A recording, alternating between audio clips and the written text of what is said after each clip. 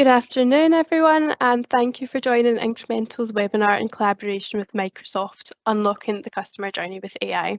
I'm Kira, and I'm part of the marketing team here at Incremental, and we're a Microsoft partner and a member of Microsoft's Inner Circle for Business Applications for the 5th year running. Before we begin, I just wanted to note that as this is a Teams Live webinar, you won't be able to turn your camera on or unmute yourself, but we will have a few minutes at the end for a Q&A session, and should you have any questions, you can use the Q&A function along the top of your screen. And of course, if you have any questions post-webinar, please feel free to reach out to the team at Incremental, and we'll share these contact details with you at the end of the session. Just like to introduce our speakers for today. We have Toby Harris, Incremental's dedicated sales lead for professional services, and Senior Pre-Sales Consultant James Freel. And we're absolutely delighted to have Charlie Yorke-Starkey along from Microsoft to join this session for us. And on today's agenda, we'll run you through some really useful and exciting things along. We'll be setting the landscape as we enter the age of AI and outline Microsoft's AI principles. We'll introduce the new kid to the block, Microsoft Copilot, and we'll be showing some useful demos around the role of Copilot and automation across your customer journey. I'll now welcome Toby to kick off our webinar. Brilliant. Thank you, Kira, and hello, everyone. Good afternoon. As Kira said, my name is Toby Harris, and I'm the sales lead at Incremental for Professional Services. I'm really excited to talk to you today about how you can augment your customer journey with artificial intelligence. But I just want to start by setting the scene before handing over to Charlie and James to really show you the real work, the thing working in the background. But it was really interesting. I don't know if anyone else joined, but there was a meeting that Satya Nadella had as kind of part of the Microsoft event cadence, and he said, and it's very true, that we are now entering the age of artificial intelligence for innovation, and it is really showing over the last 12 months how artificial intelligence can augment your organization. Realistically, a lot of the time, organizations struggle with understanding how can artificial intelligence actually transform my business. It seemed to be until recently that artificial intelligence was just something that IT teams thought about and research scientists did, and it was all sat with data scientists. But now it's really clear to understand how artificial intelligence can augment your daily workflows. So how you can, instead of using different tool sets, to actually having a creative assistant display the information to you proactively, instead of just sitting there inputting data and then waiting for your IT team to turn it around into a meaningful report. The system is automatically understanding the data inside your business and drawing out those insights. Instead of just working through the commands within your input and thinking about how you use syntaxes and Excel inputs, etc., you're getting recommendations from an intelligence to provide that next step for you. And I think for me, the biggest impact of artificial intelligence on the daily workflow is using natural language. We're able to talk to the machine and talk to the artificial intelligence and the intelligence behind it in natural language, even make spelling mistakes like I do every single day to make sure we're still getting the right insights out of it. And we're seeing that pervasive across everything that we're going to show you today. And this is really starting to drive new conversations within our customers. And I said, it's really exciting time, and I'm really privileged to be part of this conversation at the moment. A lot of the time, and I see this personally in my role as a sales lead and a manager, that I do not have enough uninterrupted focus time. But now through artificial intelligence and Copilot, it's allowing me to take away that low-hanging fruit and the daily admin out of my workflow so I can focus on what is important in front of me right now. A lot of the time, as you can see, there's 62% of people are spending too much time searching for information. And again, some of the things we're going to show you today is about how artificial intelligence and Copilot can surface that information directly to you in the system that you're using today, rather than going between lots of different solutions. And finally, a lot of our time is spent talking, communicating, pulling action points together, pulling summaries together, emails, chats, meetings about meetings. Now what you're seeing within Microsoft and the Copilot is that we can bring momentum into changing these inputs and making people's time more effective by displaying information to them and making it all front and center.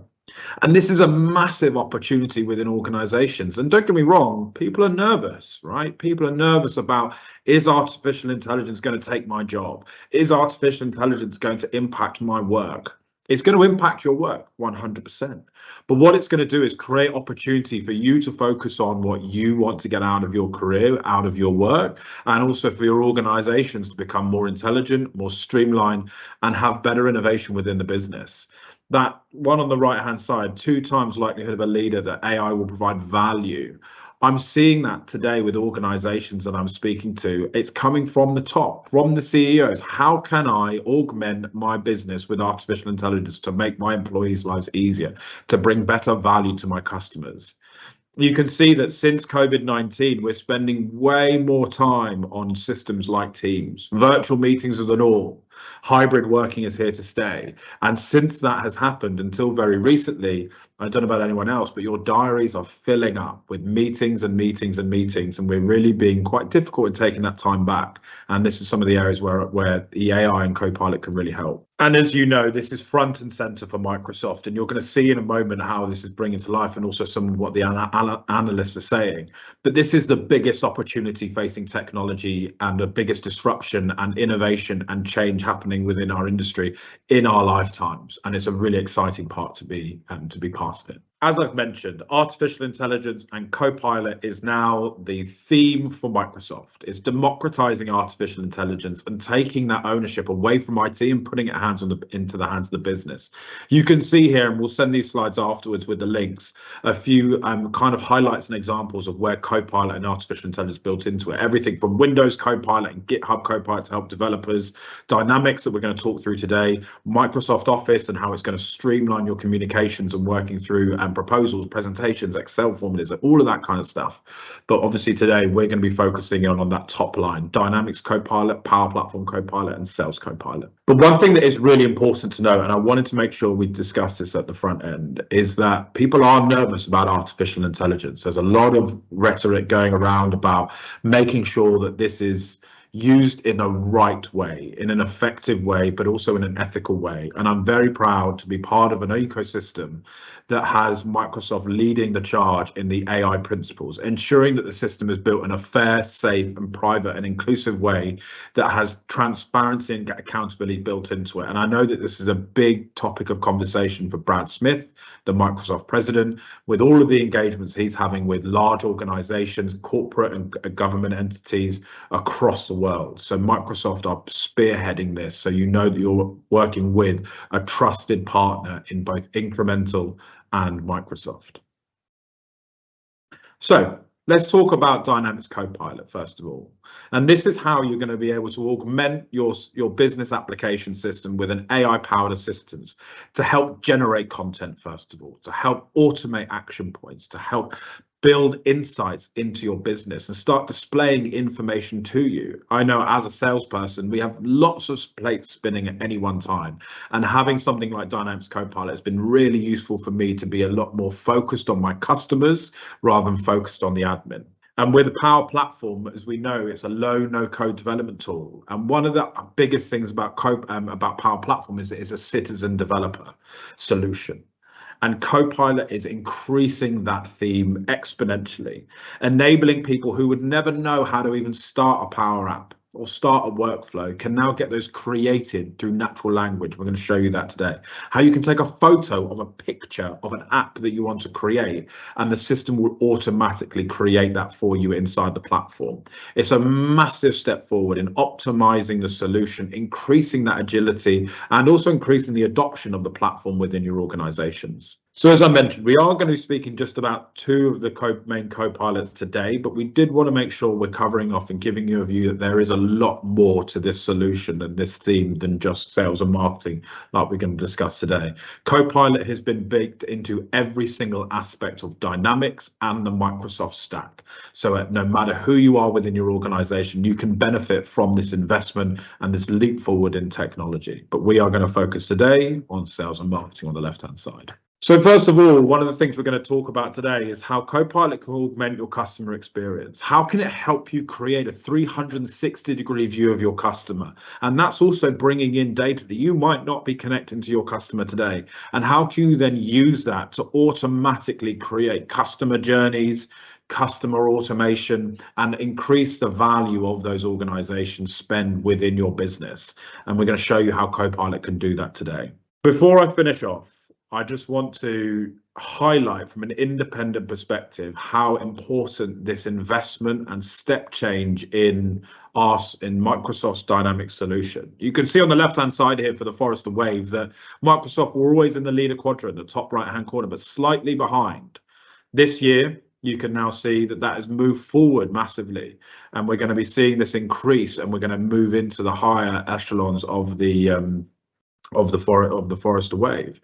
But again, on the one that you can see here, you can see that Microsoft is front and center as a leader, as an innovator within this space. We have a complete vision and an ability to execute against all of these, and you can see there how this is increasing time and time again, and we are moving away and bringing more value to customers, both from a partner perspective and obviously from our partners here at Microsoft. But thank you for indulging me and listening to me for the first 10 minutes. I hope that gave you a little bit of understanding about why we're having this webinar today and why it's such an important topic of conversation. I now want to hand over to the real experts on this webinar, that is Charlie and James, to bring some of these things to life for you. So thank you. Awesome. Thank you very much for that introduction there, Toby. And yeah, it's such an exciting time at the moment. So hi, everyone. I'm Charlie Yorke-Starkey. I'm a Microsoft technical specialist. And I'll take you through a couple of scenarios today and actually show you what the solutions start to look like with Copilot embedded. This is how we're actually starting to use large language models, increasingly popular in the news at the moment. We're able to use that technology with Microsoft Graph data, so your own data that you have within Teams, Outlook, and a lot of other apps that you have and probably love and use today within the Microsoft ecosystem. But as well, infusing all of that with some of your customer data as well to get more insights, to save yourself time, and to make sure that you're not always starting from a blank canvas. You've actually got a bit more of a starting point, and hopefully over the next 25 half hour or so, you'll be able to see how that actually starts to come to life and saves people a lot of time and effort. So I'll take you through a couple of scenarios in the next 10 to 15 minutes or so from myself. One will be from a marketing point of view. So we have Molly, who is a marketing manager, and her job at the moment is to actually create an engaging client relationship and journey in the build up towards an event focused on tax. Not always the most thrilling, but just in this example, she works for a professional services firm that are looking to engage with people and get a lot more people or a lot more leads being generated from an event. And she's got the task of, she's not been given very much information, but she's been told a date that we need to try and put together an event for that certain date. So we need some personalized email, a compelling, engaging journey, and we need to work iteratively with some of the partners at the firm to make sure that the content's good and that we're sending out the best form of communication at every step in the journey. So I'll take you through what that example looks like, but I'll also take you through what the experience looks like from someone who's more client facing. So someone that needs to get a more complete view of the client. They're an engagement manager, they're a client manager. They're really trying to minimize the amount of admin time they have when it comes to getting off of phone calls or meetings that they have with their clients. They're really trying to minimize that admin, save themselves time, and get that engagement to sort of that top level with all of their clients. So I'll show you those over the next 10 to 12 minutes or so, and you'll see how that comes together using Copilot in a lot of these scenarios. So one of the first steps we need to do is we actually land into Dynamics Customer Insights Journeys. This is our marketing engagement tool. And this is where we can start to create new journeys, just using natural language. So we can just use simple language that we can type in. And again, this is one that I've just put together a little bit earlier to save myself a little bit of time. But what we want to do here is we want to send 2 emails that are 1 week apart about an upcoming event. And we want to send that to our low engagement segment, that low engagement audience that we struggle to engage with, people that we haven't contacted much recently, or they haven't been in contact with us recently. And we also want to do a bit of A/B testing here to determine the best email to send at each point within that journey.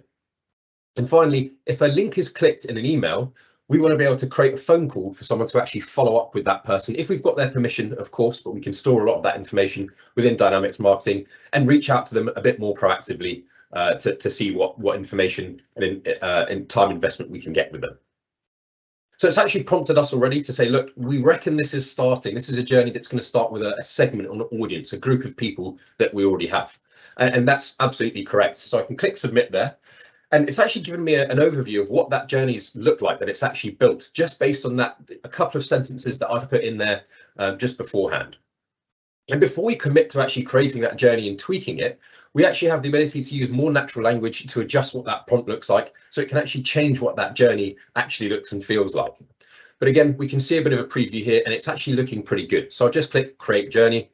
We can actually start to see what that has come to life and what it actually starts to look like on this screen here. So this is what that customer journey looks like. The starting point is that audience. We have all of those clients, all those contacts that we want to engage with. The first step we're going to take is we're actually going to do a bit of an A/B test, where you can send two versions of the same email to a small selection of the audience, and whichever one gets the most engagement, we can actually send the winning email to the rest of the audience. So it's actually doing a lot of that work for us in terms of putting this together in an amazing journey, just using that natural language, a couple of sentences, and we're actually getting a really good starting point here to create a really engaged and automated journey, saving yourself a lot of time from having to actually put this together yourself. And again, just as I asked it, we do a bit of A/B testing, wait 7 days. So we wanted to send 2 emails a week apart. And then we can do a bit more A/B testing to then send one more follow-up email. For someone that might have missed it or didn't quite finish with the registration process to the event, we can actually send another couple of emails. And finally, the last couple of asks within that prompt I gave it, again, just a couple of sentences. We can see, right, well, if an email link was clicked within any of those previous emails, we can actually create a phone call activity to follow up with that individual. Again, if we have their permission, we could suggest an action activity or a task to actually engage with that person and see if we can understand what they're sort of looking to. So again, a much better way of being able to engage with the audience in a seamless way. And we're really starting to connect marketing with that client-facing experience or that front of house experience. Again, with just a couple of clicks, we've been able to do that. And again, this journey might not have actually been perfect. This might not have been exactly what we're looking for, but it's giving us a starting point. It's not a blank canvas. And this is what Copilot is all about. It's being able to actually help you do your job, not necessarily do every single thing for you, but it's certainly giving you a really good starting point, especially if this is a tool that you're maybe not used to. And again, if it's not being perfect, we also have the ability to adjust this. So you're not stuck with what you've got. You can adjust what this journey looks like very quickly and easily at certain points within that journey. We can say, right, well, why don't we send a text instead, or try a different channel or a different action, or respond to a different behavior. So we've got a lot of options here in being able to adjust that very easily. Now you might be wondering, right, well, the journey looks great, but what about the email content? What about the emails that we actually need to send? Surely it's not created those for us. Well, no, not necessarily, but I'll show you how we can actually create content using generative AI again. So this is where we can go to our email builder tool, and we can actually see a bit of a template here. This is an email that we're putting together, and we can actually give a few prompts here. So we can actually use content ideas. And again, this is using generative AI. This is using that Copilot capability to put together a few prompts. Just in these boxes here, we can give a few prompts of what should the email contain? What's that information that we're trying to communicate in that email response or that email engagement with those clients and with those contacts? And we can see here, I've just put in a few prompts beforehand. This is just prompts that I've put in myself. It wants 3 prompts. We can add a few more key points that we can use as those starting points to create some engaging content. We can also adjust the tone of voice as well. So we're going to change this one to be a little bit more formal. If I click Get Ideas, what it's actually going to do is it knows what a good marketing email sounds like, one that's actually going to engage someone, not too lengthy. It's going to have the right content based on the prompts that were given to it beforehand. And what it's going to do is it's actually going to give us a few different examples of the content that we could place into this email template. This is all a drag and drop designer that we have within our Dynamics marketing tool. We actually have a few different examples here. So we have ones that are slightly less formal, slightly more formal. We've got a few that we can actually look at here and start to build a couple of different examples. This is where we can start to build our A/B testing really quickly. And I'll just take this top example. We can very quickly click Add to Draft, and we can place this anywhere within the email. So I'm going to place it here just above where we have the information for the event. And it's placed that in very easily. And it's even started to add personalization. So where it's got those curly brackets and it says company name, what it will actually do, the person that received that email will have their own business's name that they work for in the email. So it's a lot more personalized, and it's again saving me a lot of time and hassle.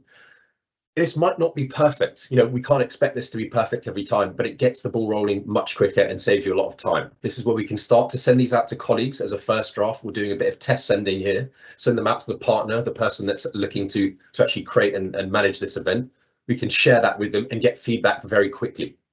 So hopefully you can start to see, just by using a simple email template and a couple of prompts, we're able to create a journey that actually is extremely engaging and automated, saving time, but also the content for that journey as well, within just a few minutes. So it's a massive time saving, and it might not be perfect. We don't expect it to be perfect every time, but we can certainly get that ball rolling and start to get that iterative feedback and get something out the door much sooner, much quicker, much more effectively.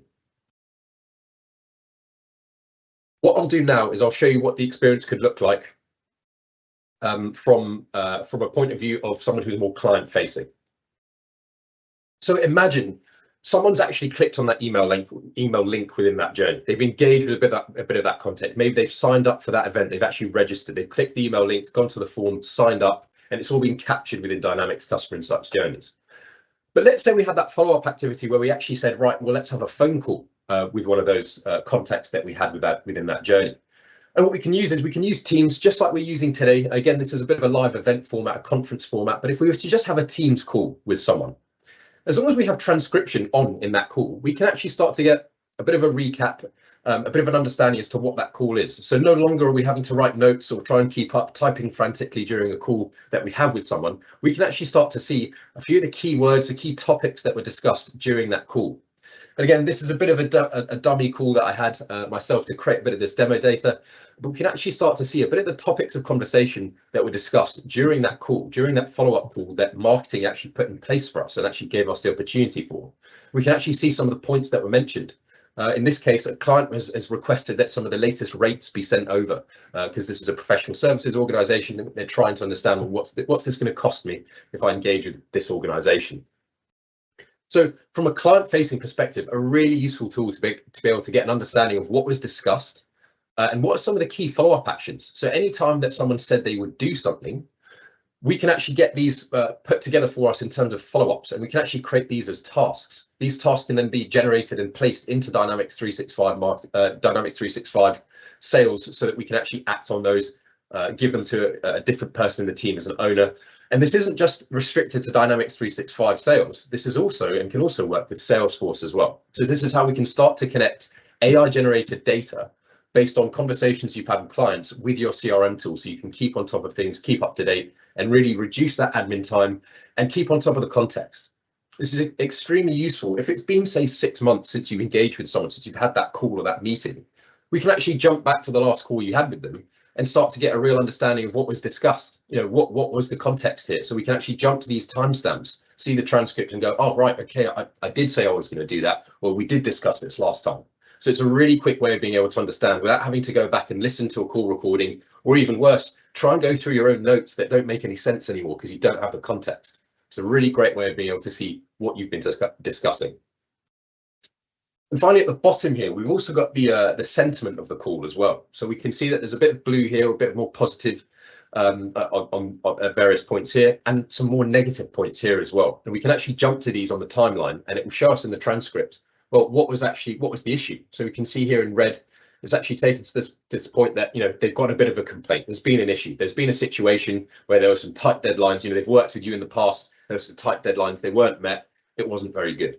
So it's a really great way of being able to dive into that context and see exactly what was discussed very quickly and easily, just using some natural language and sentiment analysis to understand what was discussed. And finally, not only is it giving you an overview of what was discussed in detail if you want it, but as well in sort of a few more generic bullet points or generalized bullet points, but we've also got mentions of keywords. So times brands were mentioned, maybe it could be competitors as well, keywords that were mentioned, people that might have been mentioned, times, questions asked by the person hosting the call or others that might have been on the call. A really great way to be able to understand, well, could have asked a different question, a more open-ended question the next time I have a similar conversation. A great way to be able to coach and be better at sort of more open-ended conversations to essentially understand your client, your customers better. And again, we can see you know, some of those key points that were mentioned next week, this year, upcoming, and it will actually show you on the timeline where that was mentioned and take you to that point. So again, you can get up to speed on and look through your notes essentially just within a couple of minutes before you jump onto another call with them if it's been a long time since you last had a discussion. So a really great tool that we can use to connect, to use that generative capability on Teams, and again, connecting it to your CRM data. We can also see how we can use Copilot within Outlook as well. So this is where it can actually look at our emails and our meetings as well, and start to generate summaries for us and start to give us insights into activities that maybe we should be capturing. So what we've got here are a couple of emails that have come through just in Outlook. And again, this works on the desktop version or the web version that we have here. And we can see a pane on the right hand side. It's actually giving us a few prompts and actions that we could take with respect to this email. In this case, it's identified that this email, we've got an email through from a contact that doesn't actually exist in our CRM. They're not a contact in our CRM yet. All we have to do is click add contact. And what it's done is it's actually given us a bit of a form that's been pre-filled out using the email signature that we have at the bottom here. And it's filled out to the best of its ability, the information that it has here. All we have to do at this point, check it's correct, and start typing in the name of the account that we think it's linked to. In this case, Wingtip Toys is the one that it's related to. Simply add that. It's actually searching your CRM data to bring back that value. As we click save, that's going to create a contact within Dynamics or Salesforce, and you can start to capture and create all of that activity moving forward in the future without having to do very much. So it does that very seamlessly and very easily without having to do a lot of the administrative effort of going into the CRM and updating it yourself. We can do everything within the flow of work. And we can see that there's another unopened email here. And I'll just give it a moment to load. And again, what we can see at the top here is there isn't a prompt to create a new contact. We can actually start to see there's a tab of Dynamics 365. If we click on that tab, this is actually a contact that we've already engaged with, that already exists within CRM. We can actually click on this tab and see that information about them. And again, it's pulling all that information from the CRM to show us information. So we can actually see the contact details, what's their job title, their name, their mobile number, any opportunities or accounts that they might be connected or related to, any event registrations. So they've clearly signed up to this tax planning event that we've been talking about earlier in this demo. So we can start to see a lot of that related information without actually having to go into the CRM. It's all here in one place, and we can start to get those insights and see that information in one place, so that when we respond, it's a lot easier. You don't have to dive into another system, get distracted by changing that flow of work. A few excellent elements that really do save time as well are the ability to draft email responses using Copilot, and also to summarize emails or email threads using Copilot. So automatically, as you click through emails in your inbox, we can actually start to see summaries that have been generated by these large language models to give us an overview of, well, what was in that email. Maybe it's the email, maybe it's an entire email thread. It can actually start to give you a summary of what's been mentioned. So in this case, they've asked for best practices and strategies to optimize tax planning and compliance. It's even showing us where it was actually mentioned within the email. So it's actually proving to us where it's actually getting this information from and how it's summarizing it for us. So with this information, we can save ourselves a little bit of time, but we can also save this email to Dynamics very easily. If we wanted to save the email, save the thread, we can pick what record that we actually want to save this to. And again, minimizing the amount of effort and the amount of admin time that we have to put into keeping our CRM, our forecast, our opportunities up to date. But again, this is an entire email. Maybe we don't want the whole email to be saved into a record so that the entire team can see what we've been discussing. Maybe that's a bit too much detail. That's completely fine. We have the choice here of being able to click copy and just paste that in as a note into our CRM, or we can literally click and save this entire summary, just this point here, and we can actually save that to an opportunity and account record. Again, really minimizing the amount of administrative effort it takes to keep everyone in the organization, your own organization, up to date with what you've been discussing most recently. The things we're trying to avoid are wasting time when it comes to that important administrative effort, but again, not necessarily that value adding sometimes. And we're trying to avoid as well that duplicate effort. I'm sure we've all been examples where we've reached out to a stakeholder, but someone else in our team has maybe already reached out this morning and we've missed it we're double contacting, something we're always trying to avoid, but can sometimes happen. So this is a tool that can certainly help with that. And finally, when it comes to actually responding to an email like this, if we have had a meeting with them in the past, we can actually use the meeting summary that I was just showing you in Teams. We can actually use that summary to generate a response based on what you discussed. So I'm sure we all have calls all the time where we discuss a lot of different topics, and we need to actually send that as a response or as a follow-up action to say, right, this is what we discussed, this is what I'll do, this is what you agreed you'd do. We don't have to do any of that. We don't have to rewrite it up from OneNote or make sense of it from what could be some pretty bad notes. We can actually just take that summary that we have from that Teams call, and very quickly use this as our response. So again, it might not be necessarily perfect, but it will definitely get the ball rolling. It will get you 80–90% of the way there, and you can just very quickly copy and paste this response into a reply, and save yourself a lot of time in what that looks like. And again, if there are some points that maybe aren't so relevant or something that you don't want to include, very easy to quickly remove that and crack on and send the email. So imagine now you've got this ability to have this AI note taker, save yourself loads of time, pick up on all the salient points, but also be able to follow up really quickly and easily without having to spend loads of time looking through notes and forgetting what the context is. And you can do this in a timely manner. You won't procrastinate and do this maybe the next day or later in the evening and forget all those little details. You've got everything there. You can send that off. And yeah, again, saving a lot of time on things that are a little bit administrative, but are very important when it comes to that, a good client relationship. So I hope that's been useful in taking you through what Copilot can be used for within Dynamics. But there are a few other elements that I haven't been able to show you just based on time today. So we actually have 10 Copilot features that are publicly available today, just within the marketing set of tools within Dynamics. So whether it's content generation, whether it's being able to use natural language to create segments or to create journeys, or even generative AI to help us create themes and styling within those emails using your own website. There are loads of capabilities that exist today, and it's moving very rapidly. There are more to come on the horizon as well.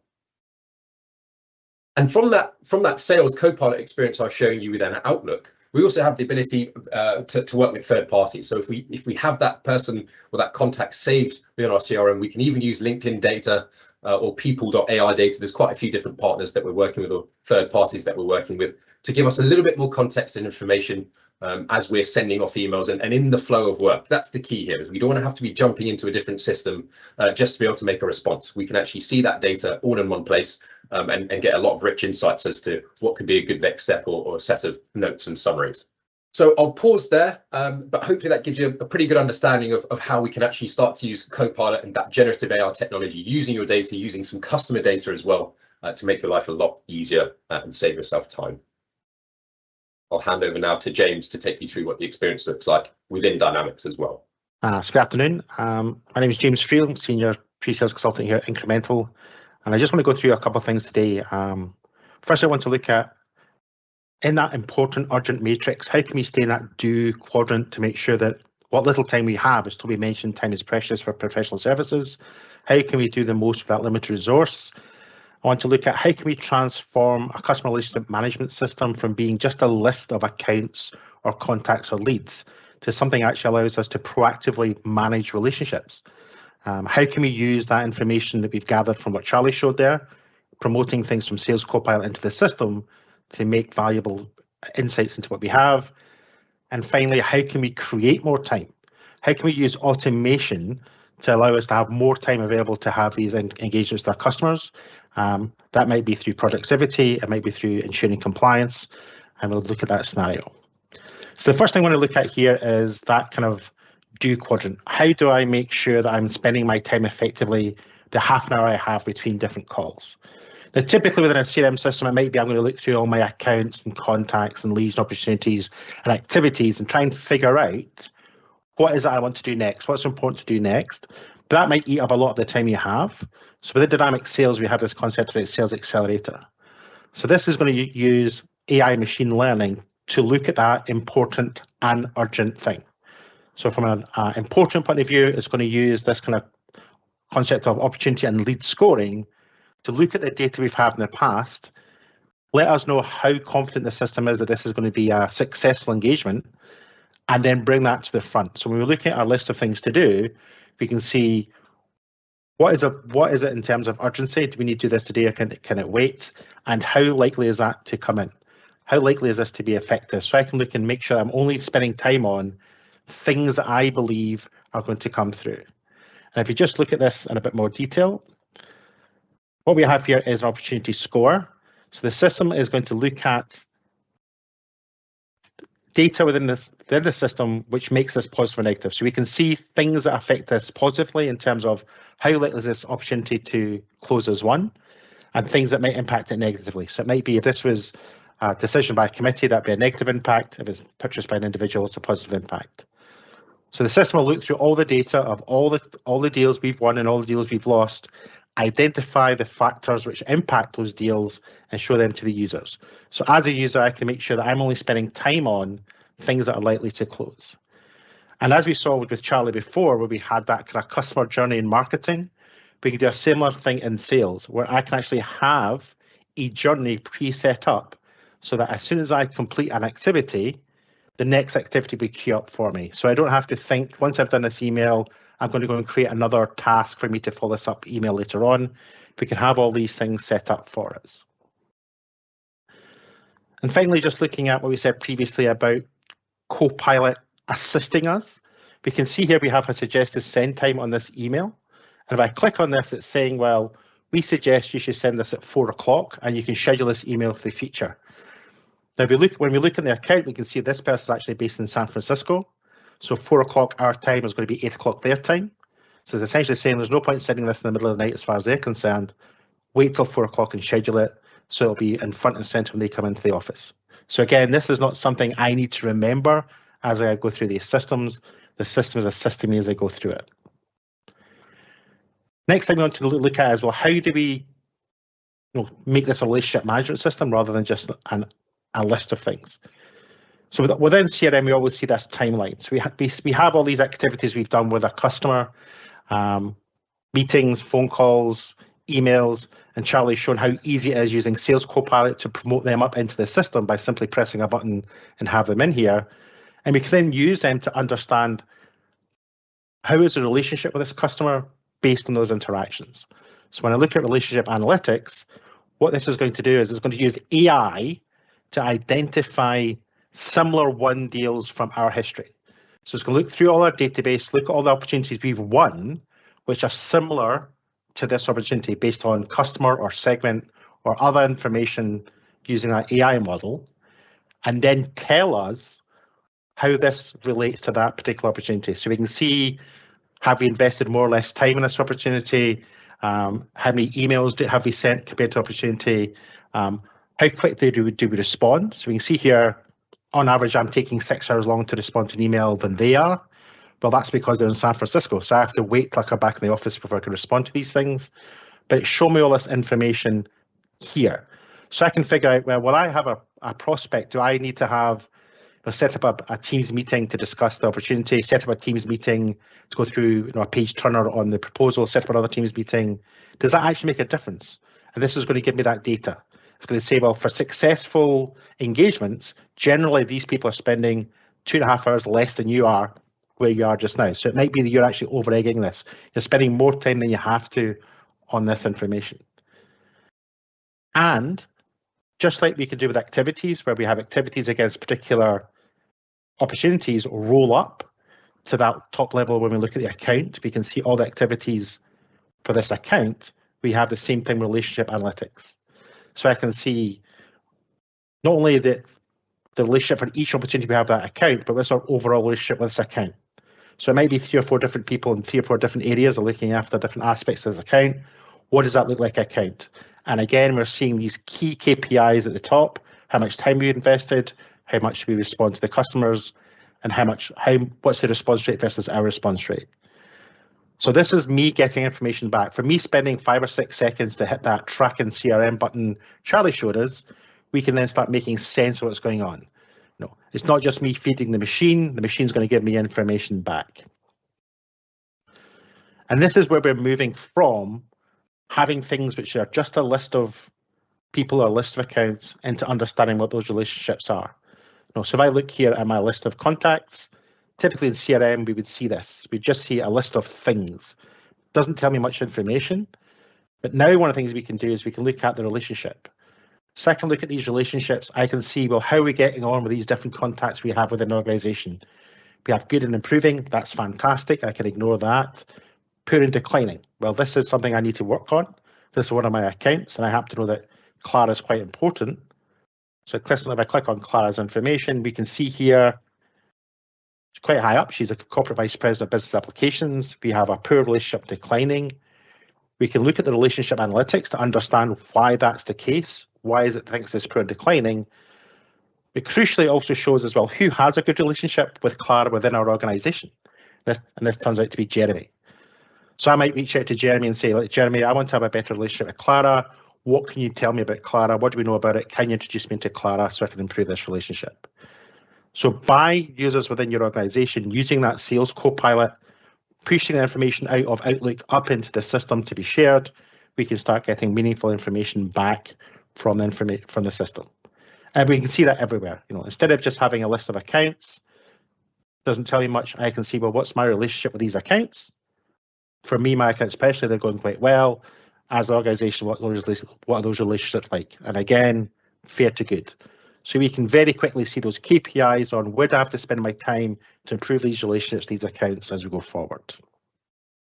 So the next thing I want to look at is, well, how do you create more time? How do we use automation to create more time for us? In this kind of scenario, we're going to look at an approval process. So it might be that something's happened in the past where the approval processes have been informal. It's been a Teams IM message. It's been an email saying, Toby, is it okay if I go to this corporate event with one of my clients? Toby's email back, yes, but it turns out we need something more formal.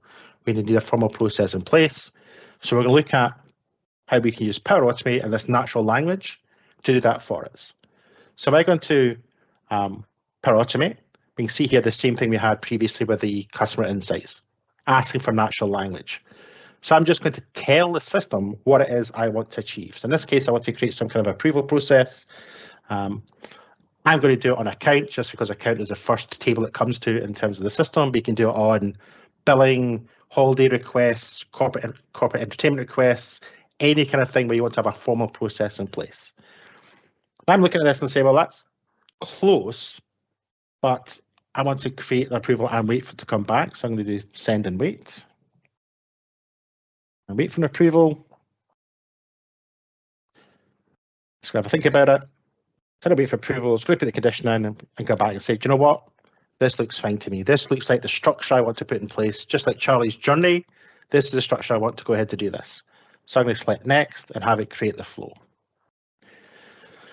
Now, one of the things I want to do with this is I want to send this to my manager, and I'm not quite sure how to do that. And I'm the kind of person who wants to understand how this thing works.